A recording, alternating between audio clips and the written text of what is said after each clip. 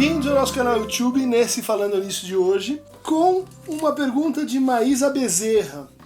Professor, faz uma explicação da diferença entre projeção e identificação projetiva, por favor. Pergunta bastante minuciosa, que envolveria retomar o conceito de identificação em psicanálise, no Freud. Esse conceito que remete a três grandes conotações. A primeira é de que a identificação é o nosso vínculo de afeto mais antigo, mais primário com o outro, né?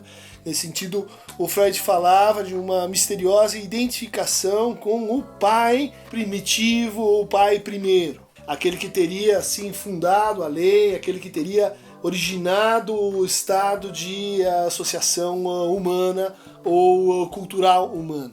Mas além dessa primeira identificação, o Freud fala na identificação regressiva, que é aquela a partir da qual o sujeito retoma, por exemplo, uma posição recalcada, uma demanda retida, uma fixação, uma satisfação que a partir de então é inconsciente, para substituir uma Versagen, para substituir uma privação de satisfação ou uma frustração, depende aí da tradução que a gente optar. Uma terceira modalidade de identificação é o que o Freud chamou de identificação histérica. Uma identificação com o desejo, uma identificação etiológica, uma identificação que procura aquilo que seria a causa do desejo no outro para produzir então um análogo, um traço comum.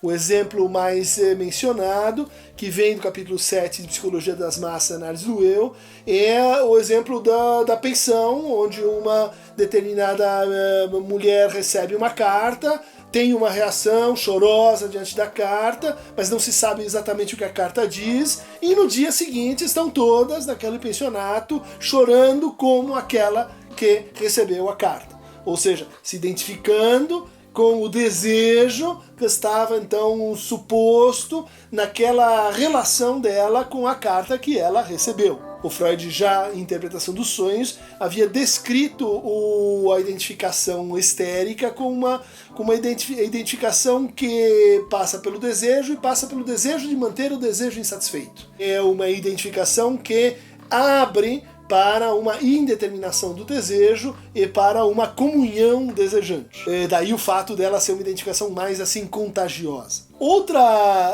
modalidade de identificação que foi desenvolvida pelo Lacan, a partir de uma passagem do Freud, onde o Freud fala na Einzigerzug, né, quer dizer, no traço unário, que seria aquela identificação que é própria, por exemplo, do funcionamento de massas. Quando aqueles que têm uma relação de colocação de um líder fascista, um líder como Hitler, né, no lugar do seu ideal de eu, produzem um objeto, um traço, né, que lhe seria então comum com o líder, nesse caso, usar o mesmo bigode. O bigode do Hitler é um bom exemplo para esse tipo de identificação que produz então uma massa, uma demissão subjetiva de cada um, porque cada um, vamos dizer assim, submete, se dilui em torno desse traço comum. Uma quinta modalidade de exploração da identificação o Freud fez em Luto e Melancolia, quando ele analisa, né, o fato de que quando a gente tem uma perda, de que quando a gente perde um ente querido, a gente passa por um processo em que traços desse objeto que foi perdido são alocados, são intensificados, produzindo uma espécie de reforço identificatório necessário para que depois esses traços sejam abandonados e que o trabalho de luto se dê. O caso clássico aqui é o do menino que tem um gato que ele gosta muito e um dia o gato morre e daí no dia seguinte ele vai para debaixo da mesa e começa a miar como o gato que ele havia perdido. Ou seja, uma identificação com o objeto que está perdido, né? Bom, essas são as modalidades de identificação que o Freud tematizou. A partir disso, a Melanie Klein, num trabalho muito interessante, em que ela vai examinar um conto literário em que o protagonista ele se transforma naquele com quem ele está.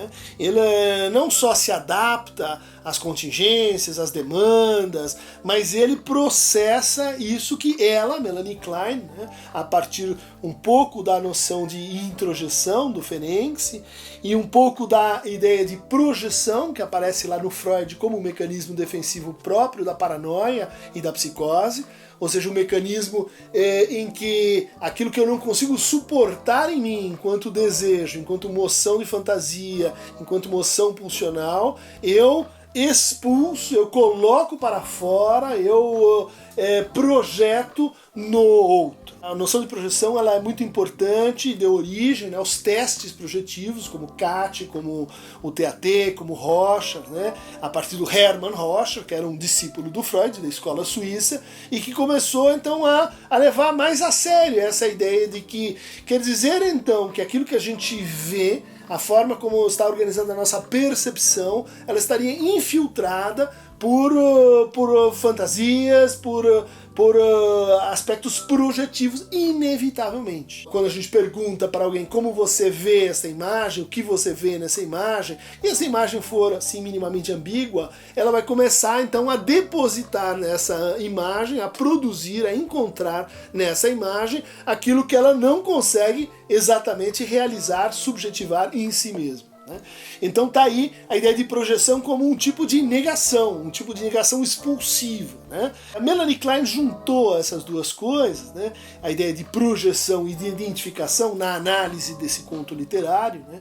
Mostrando como existiria um funcionamento defensivo em identificação projetiva, onde eu não só projeto aquilo que para ela, né, estaria assim dividido, cindido, sei o bom, sei o mal, a parte mal do objeto eu jogo no outro, ela diz, então esse jogar no outro é a projeção, né? E em seguida eu me identifico com isso que foi projetado. Isso é muito, muito importante, por exemplo, nos processos de funcionamento de massa, nos processos políticos, em que a gente vai produzindo inimigos. Né? Já conheceram pessoas assim que são fascinadas pelos seus inimigos, são possuídas pelos seus inimigos, seja o PT, seja os nazistas, seja os negros, seja as mulheres, seja os feministas. É aquela pessoa que ela não consegue largar o seu inimigo, que não obstante a persegue. Então, em todo lugar que ela vai, tem aquele ente maligno, aquela conspiração, aquele grupo malvado que está por trás de tudo, produzindo então os maus encontros e perseguindo aquela pessoa. Né?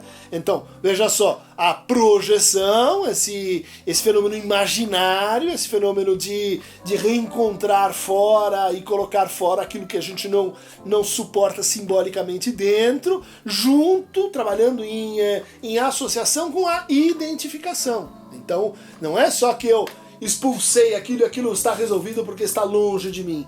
Aquilo volta num trabalho de compensação, de reaproximação, de curiosidade, de fascinação, que tem que ver com o processo, então, simbólico imaginário da identificação. Espero ter ajudado, então, a contribuir para a distinção clínica muito importante entre identificação projetiva, essa identificação que está no fundo a serviço da separação, que ela está tentando reencontrar e reintegrar o objeto, que está tentando refazer a experiência da mera projeção. A projeção é vamos dizer assim, um funcionamento ou mais básico, né, de todo o funcionamento do eu, ou então um funcionamento defensivo mais específico das psicoses, onde aquilo é posto para fora, mas não necessariamente eu me identifico com aquilo que foi excluído. Minha cara Maísa Bezerra, para se aprofundar nessa temática, vejam o nosso glossário de termos freudianos aqui no canal Christian Dunker do YouTube, e veja também o nosso estudo sobre o caso Schreber, onde é um texto onde o Freud descobre, né, ele emprega pela primeira vez a noção de projeção ligada à projeção das fantasias homossexuais e desejo do próprio Schreber. Se você então gostou desse vídeo, inscreva-se no nosso canal clicando aqui no Aqueronta Movebo, que é o lugar onde você também pode fazer as perguntas projetivas e identificatórias para o nosso Falando Nisso. Por hoje é só.